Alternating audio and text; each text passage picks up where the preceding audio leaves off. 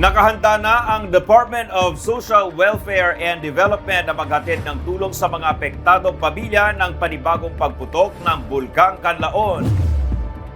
Sa pinakahuling tala ng kagawaran, nasa 2,608 na pamilya o katumbas ng 8,299 na individual ang nailikas na sa 22 evacuation centers sa Negros Island Region. May 3,575 ang bilang ng displaced families ang naninirahan sa kani-kanilang mga kaanak.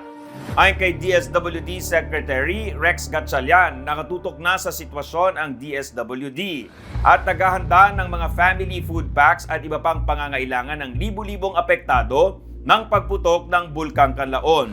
Una nang naka-preposition sa Western Visayas at Central Visayas ang may 250,000 na kahon ng food packs at non-food items. Nasa 128 million pesos na ang naibigay na humanitarian assistance ng DSWD. Patuloy ang pagkikipag-ugnayan ng DSWD sa mga lokal na pamahalaan para sa real-time updates ng mga pangangailangan ng pamilyang apektado. Nakahanda rin ang DSWD kung sakaling madagdagan pa ang bilang ng mga evacuee. Makaraan ang explosive eruption ng Bulkang Kanlaon. At patuloy pa rin po ang pagbibigay ng mga provisions of family food packs and non-food items sa ating mga kababayan na naaapektuhan.